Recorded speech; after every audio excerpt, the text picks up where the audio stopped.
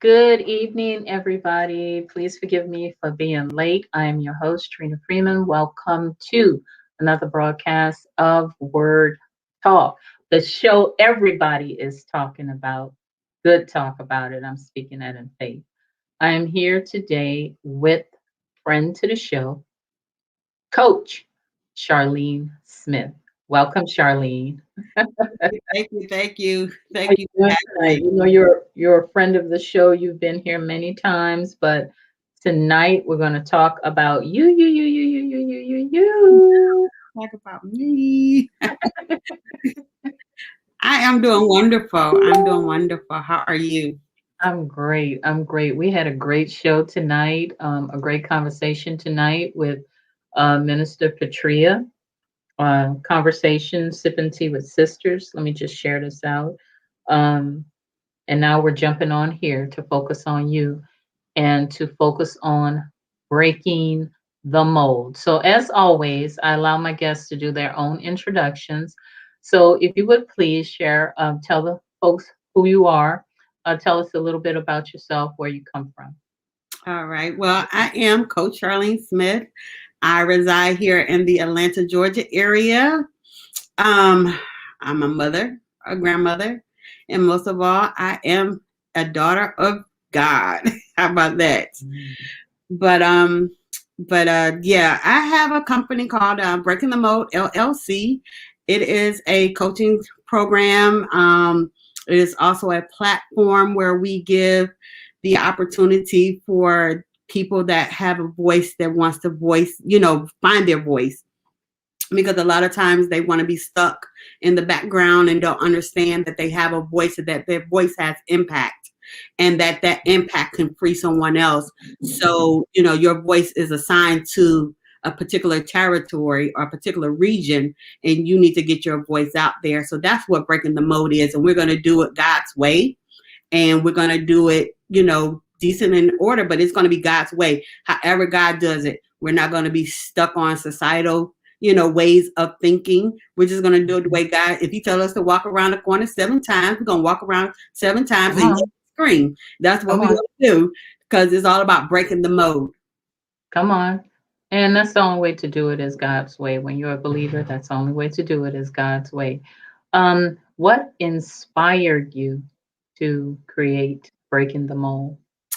Breaking the mold was actually birthed a couple of years ago. It birthed in my spirit when our spiritual covering, Pastor Kimberly Jones, did a jump school, Mhm, and it was jumping with power. And mhm, so in that class, it was just in my spirit to say, okay, he said, I'm breaking the mold with you, because you're going to be my front runner. You're going to be my trendsetter. You're going to be out there, and I need to break this mold because so many people are stuck somewhere. mhm, And I was one of those people that like to be in the background. I would mhm, normally wouldn't do something like this, mhm, come out and mhm. speak. But he's been grooming me for the last 15, 20 years to get to this point, to whereas I'm coming out to break the mold. He had to Right, break me first, break that mold within me first in order to help someone else with their walk. And that's what right, he's done. right. When we talk about breaking, Charlene, what does that mean? Breaking means you want to shatter. It's like having that mirror, and you want to shatter it.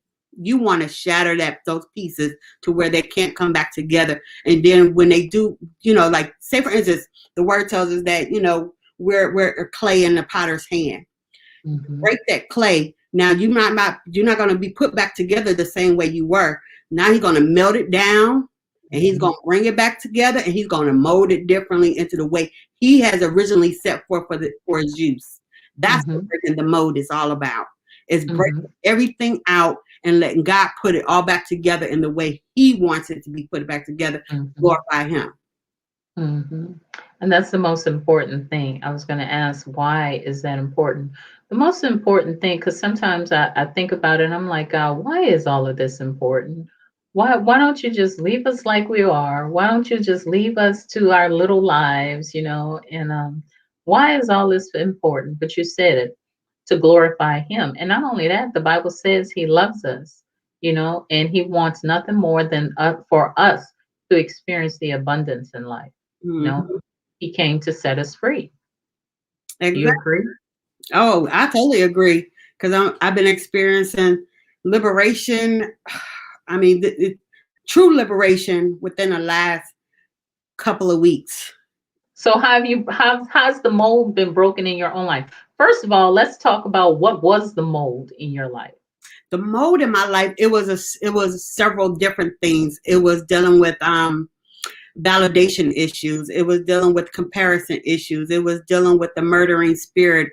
It was dealing with not feeling self-worthy. It was the self-talking of sabotaging yourself.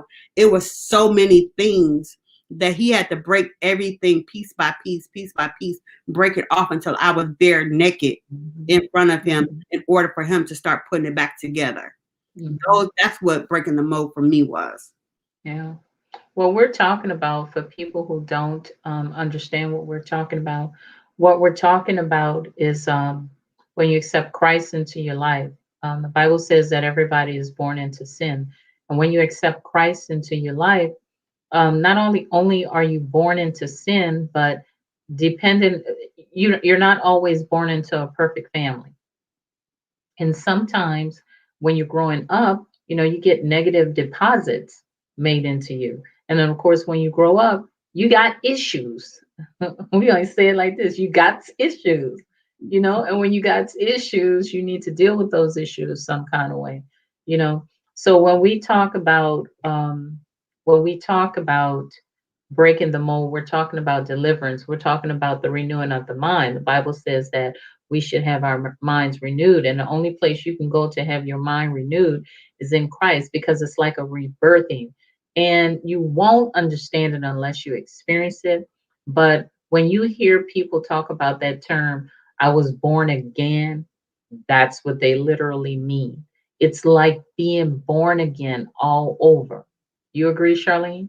Oh yeah, because if you think about it, when you're first born, you're born with all this film over you coming Mhm. out of the sack. And then when you're walking in life and dealing with issues of life, that's it's like almost like that sack is coming back over you. But when you're born again, the water has broken. Now Yeah, you see clearly. You see yeah, differently. There's nothing in front of you to obscure your vision.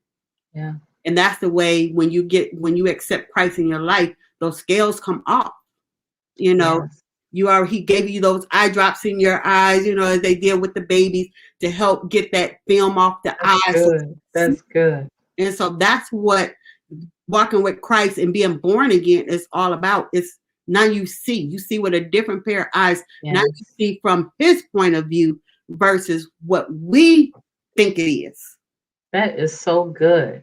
That is so good. I like that. I never really knew that they did that with babies, but that is so good.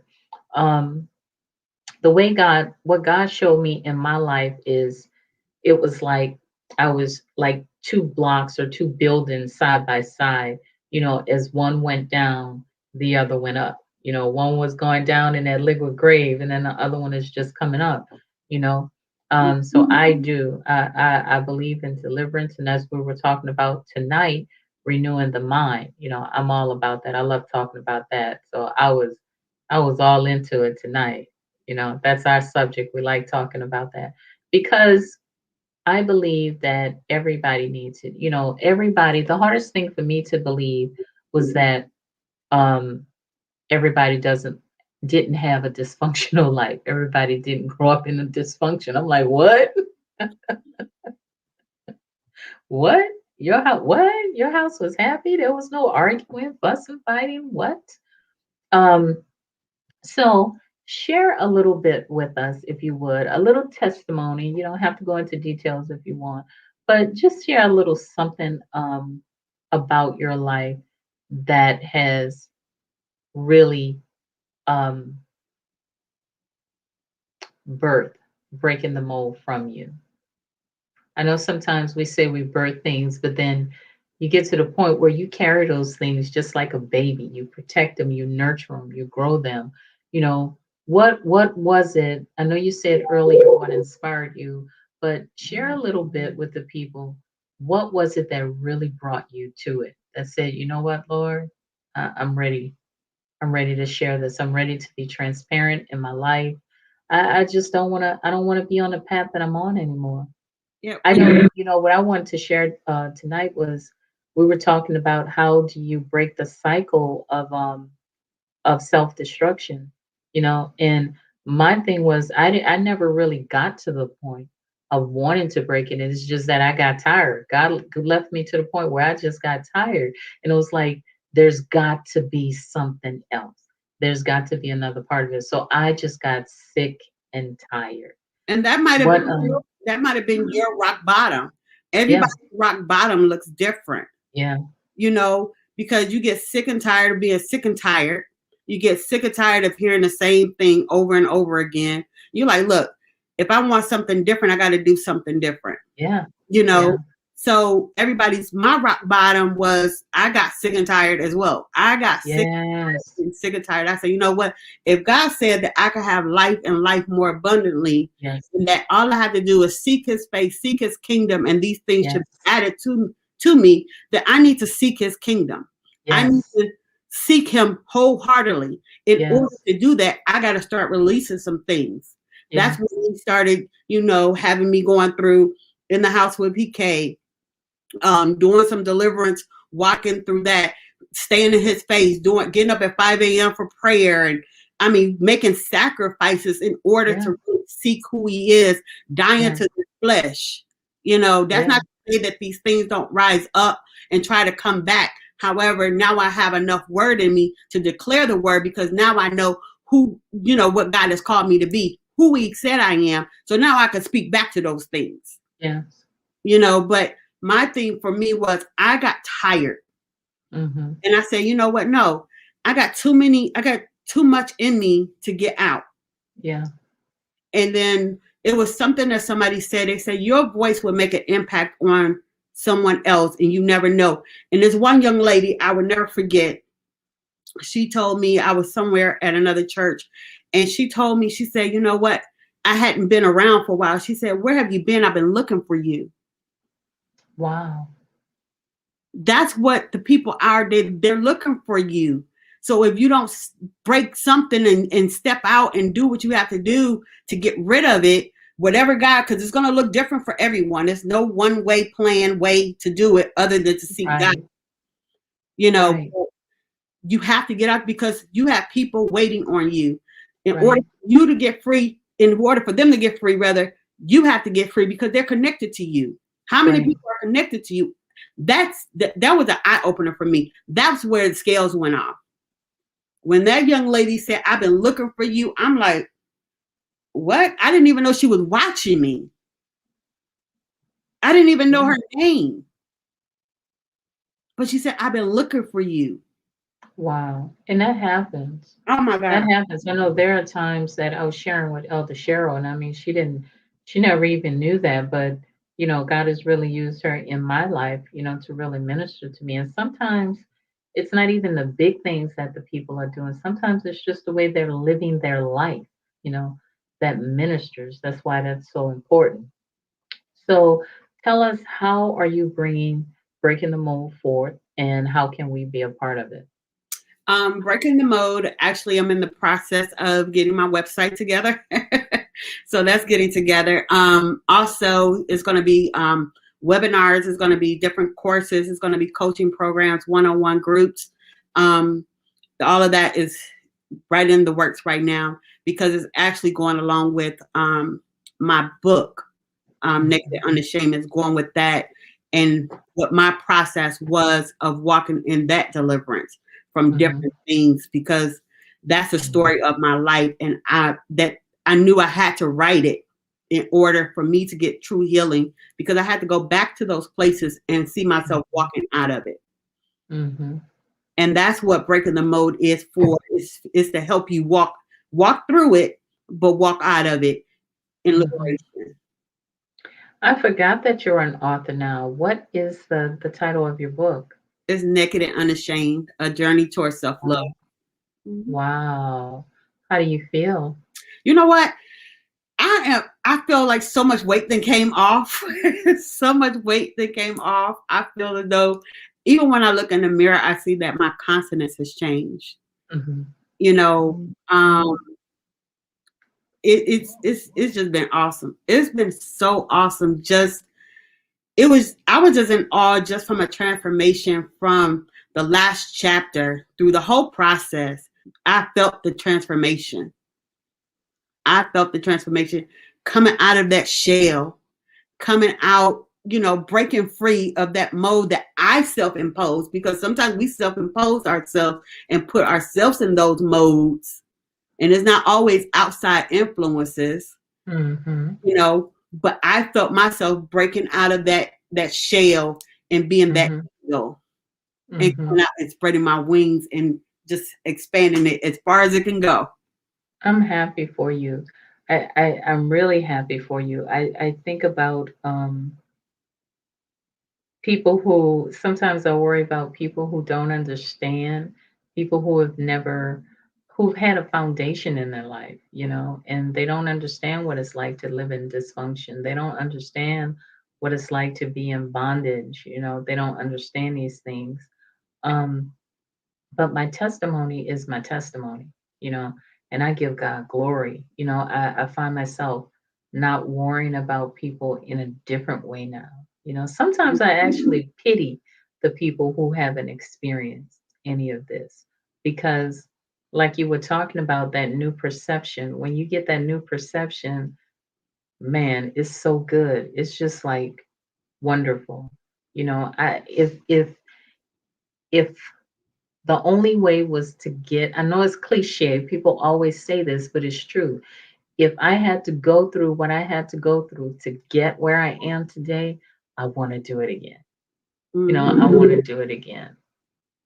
Yeah, that's why I say your journey is your journey. Hmm. I'm not going to judge your journey. However, I'm going to help you get to that finish line of winning. I've learned to value my treasures, and talking about breaking a mold. My mold was I think my mold was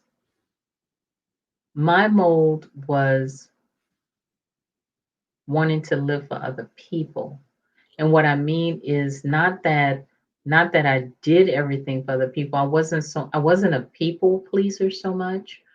Um, but I lived my life for other people. Like, I always gave everything I had, to other people. So Mhm. learning how to live for me, learning how to earn my paycheck and to spend a bit of my paycheck on me, I actually felt guilty about that. You know, I felt guilty that if I didn't spend all my money on my child, I was a bad parent, you know. So I had to learn how to value and how to prioritize me. And it still takes some getting used to because sometimes when I go shopping for myself, that small voice will be like, summer needs this. Summer needs that. You could have got that $10 you spent on lipstick. You could have got this for summer. And I have to quiet that down. I Mhm. have to quiet that down. So I had to break the mold of living for other people and prioritize myself. And my God, it feels good. I always talk about Blair in I always talk about Blair on Facts of Life and Mhm. Suzanne on Designing Women. Well, they were considered, and then we had Regine, on Living Single. We always consider them stuck up and self-absorbed. But listen, there is something to loving yourself. There is something like if I'd have known that loving myself was this good. You would have did it a long time ago, huh?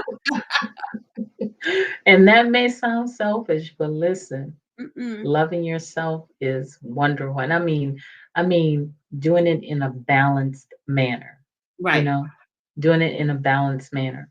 Mhm. So what is your goal for breaking the mold?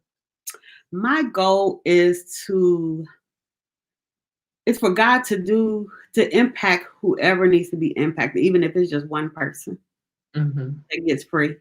Because when that one person gets free, guess what? The angels are singing in heaven. Yeah. But my personal goal is to really do as much as I can with God, with what I have in my hands, what God has given me. Mhm. Wherever that Mhm. goes, I don't know, Mhm. but I'm just allowing God to lead the way. Mhm. I'm just allowing Him to lead the way. So I'm not going to set a boundary to it. Mhm. I'm gonna let Mhm. Him expound because with Him anything is possible. So Mhm. I don't want to put a boundary on it. Mhm. So I'm taking me out of it. I'm just a vessel.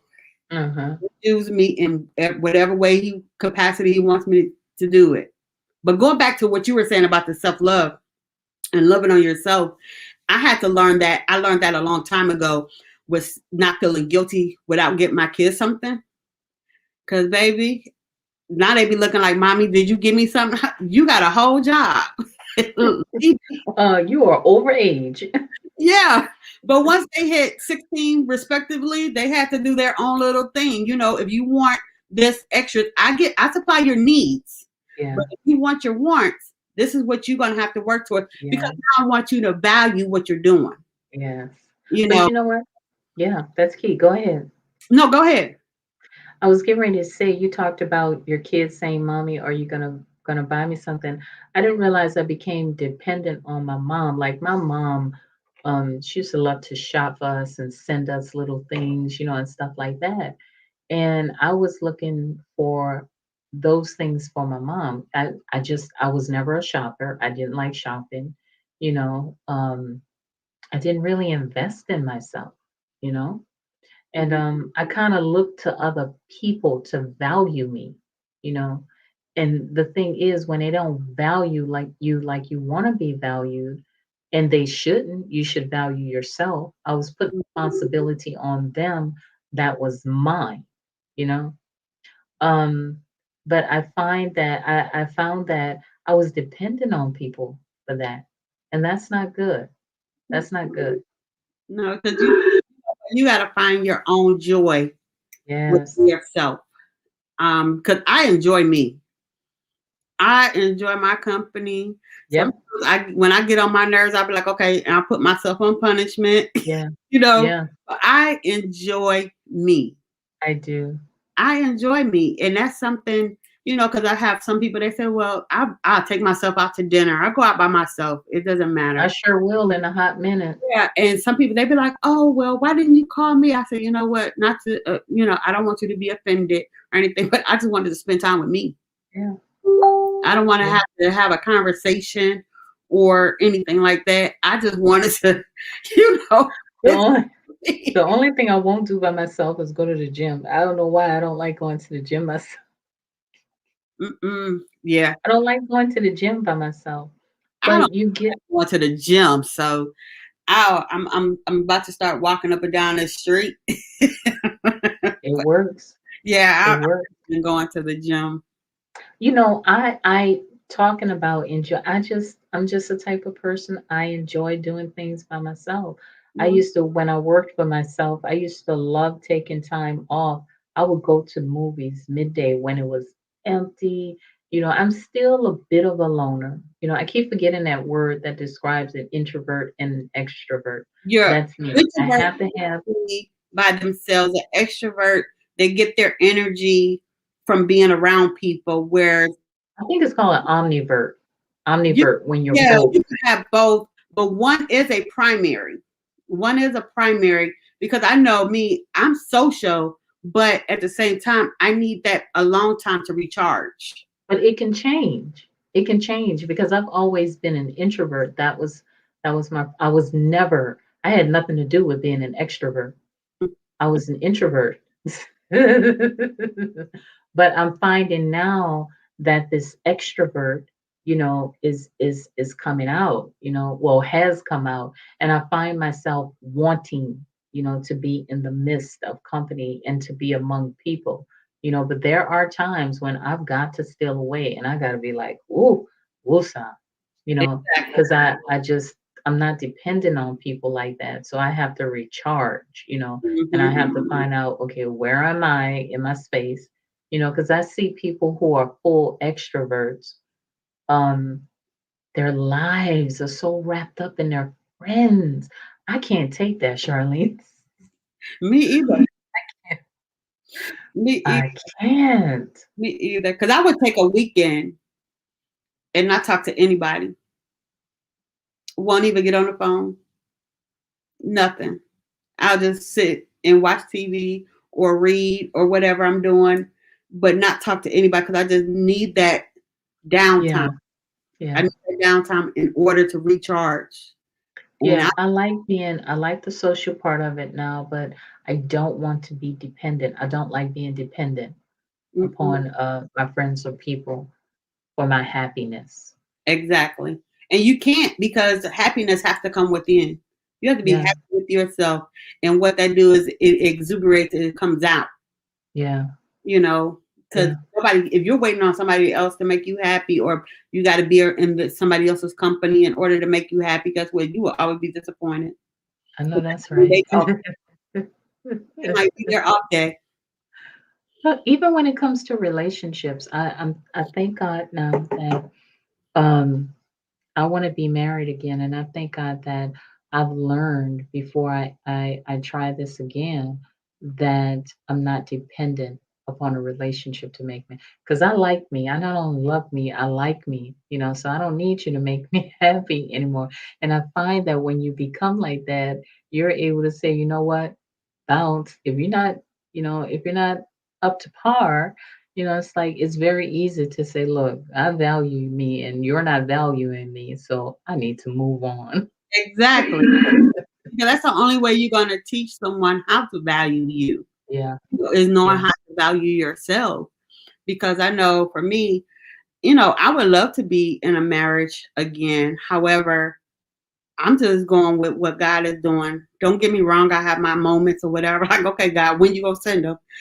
You know what I'm yeah, saying? yeah, yeah, Or I asked him, I said, let me make sure that I recognize who he is so he won't walk past. yeah, You yeah, know, make sure yeah, that I'm on the threshold floor, I'm working, and he noticed who I am. And that's one of the things that really helped me with the book of Ruth, where she was working and Boaz noticed her. So yeah. guess what? That's not my focus on doing God's will. Right. However, in doing God's will, you get the provisions. Yeah, And one of the provisions could be a spouse. yeah, yeah. And there's nothing wrong with that. There's nothing wrong with that. It's a part of life. It's a part Mhm. of life. Wanting to be married is a part of life. Yeah, if that's your desire, because you have some people that don't desire to be married, and I don't. Mhm. You know, Do you, boo? I'm not going to down you. Hey, that's your desire. Exactly. I know what I want, and Exactly. I let any man that they say, okay, well, what are you looking for? I'm looking for a husband. I ain't looking for him to be my husband tomorrow, but that's Right. the end goal. Right. You know, Right. some have walked, some tried to play the That role. yeah. And then I say, oh no, because I pick up, I'll be like, God, if he's not the one, let me know. And he will Yeah. let me know. Yeah. That's another thing. I've noticed that I've become more boisterous since I started investing in me and loving me, and again, some people some people would probably be like, what do you mean? You learn to love yourself. But everybody doesn't, everybody's not um brought up with that foundation sometimes. There's sometimes people just don't know what that is. But I thank God that I've learned. And one of the things that I've found is I'm boisterous in a different manner now.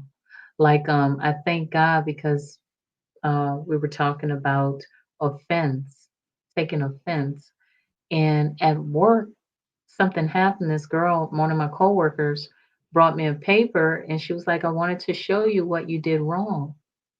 And the first thought that came to my mind was to tell her, I know the difference between these exams, you know?